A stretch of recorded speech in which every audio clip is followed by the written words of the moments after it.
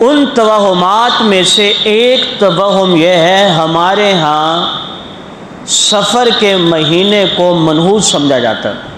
تو لوگوں کے اندر یہ تصور ہے کہ سفر کا جو مہینہ ہے یہ کیا ہے؟ منحوس ہے. اب اس کی 3 باتیں آپ نے ذرا توجہ سے پک کرنی ہے. کچھ لوگ ایسے ہیں جو پورا سفر کا مہینہ ہی منحوس سمجھتے ہیں. کچھ لوگ ایسے ہیں جو سفر کی پہلی 13 تاریخ یعنی پہلے 13 دن اسے منحوس سمجھتے ہیں، اور اس مہینے کو 13 تیزی والا مہینہ کہتے ہیں. 13 تیزی والا مہینہ یعنی یہ 13 دن بڑے تیز ہوتے ہیں اس کے.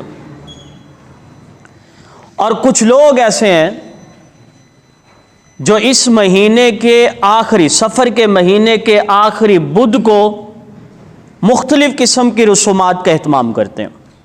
اور آپ نے ان تینوں باتوں کو سمجھنا ہے. پہلی جو چیز ہے نا وہ ہے سفر کا مہینہ، کہ سفر کے اس مہینے کو اوور آل لوگ منحوس کیوں سمجھتے ہیں. ویسے اس کے لیے نہ تو قرآن کی ضرورت ہے نہ حدیث. توہمات کون سا قرآن اور حدیث سے ثابت ہوتی ہیں؟ یہ تو اپنی بنائی ہوئی چیزیں ہوتی ہیں نا. لیکن جو لوگ توہمات میں، رسومات میں، بدعات میں بہت آگے نکل جاتے ہیں وہ پھر باتیں بھی بنا لیتے ہیں، پھر حدیثیں بھی نکل آتی ہیں. اب انہوں نے ایک حدیث بنائی، حدیث ہے نہیں، حدیث بنائی، حدیث کو گھڑا، تراشا. کیا کہتے ہیں جی؟ حدیث ہے، آپ صلی اللہ علیہ وسلم نے فرمایا من بشرنی بخروج سفر، جس نے مجھے سفر کے مہینے کے ختم ہونے کی خوشخبری سنائی، بشرتہ بالجنہ، تو میں اسے جنت کی خوشخبری سناؤں گا. یہ حدیث نہیں ہے، میں پہلے وہی عرض کر رہا ہوں، گھڑا بنایا، یہ حدیث نہیں ہے، یہ بنائی گئی ہے حدیث. ملا علی قاری رحمۃ اللہ علیہ نے موضوعات کبریٰ کے اندر اس بات کا تذکرہ کیا کہ یہ چیز حدیث کہیں بھی نہیں ہے. لیکن انہوں نے کیا کہا؟ دیکھیں جی حدیث ہے، آپ نے فرمایا کہ جو سفر کے مہینے کا ختم ہونے کا مجھے بتائے گا تو میں اسے جنت کی بشارت دوں گا. اس کا مطلب ہے کہ سفر کا مہینہ منحوس ہو گیا. پہلی بات یہ ہے کہ یہ حدیث، بولو یہ حدیث ہے ہی نہیں. اور ہم اسے 1 سیکنڈ کے لیے ہم اس کو فرض کر لیں کہ یہ حدیث ہے، تب بھی اس کا یہ مطلب نہیں کہ مہینہ منحوس ہو گیا. اس کا پھر مطلب کیا بنتا ہے؟ اس کا مطلب یہ ہے آپ صلی اللہ علیہ وسلم نے ربیع الاول میں دنیا سے جانا تھا اللہ کے ہاں. جیسے پیغمبر علیہ السلام کی ولادت ربیع الاول میں ہے ویسے وفات بھی ربیع الاول میں ہے. اب آپ صلی اللہ علیہ وسلم کو وحی کے ذریعے اطلاع دی جا چکی ہے کہ آپ نے دنیا سے رخصت ہونا ہے.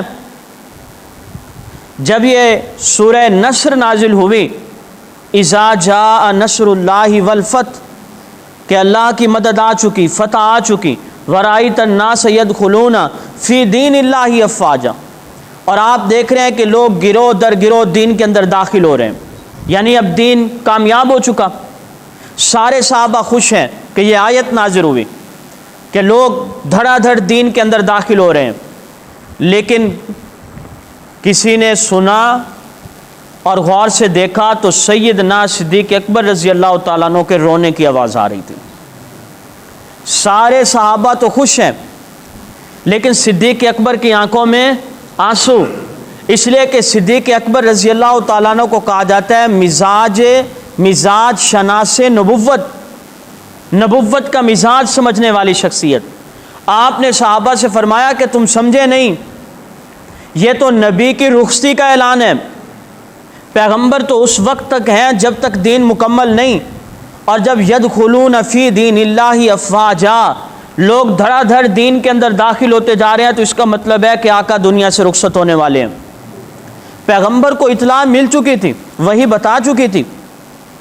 آپ صلی اللہ علیہ وسلم اپنے رب سے ملاقات کرنے کے انتظار میں تھے کہ ربیع الاول میں دنیا سے پردہ کر کے اپنے رب کی بارگاہ میں جاؤں گا۔ اس لیے آقا نے فرما دیا کہ جو مجھے یہ بشارت دے گا، سفر کا مہینہ ختم ہو گیا، ربیع الاول شروع ہو گیا تو میں اسے جنت کی بشارت دیتا ہوں۔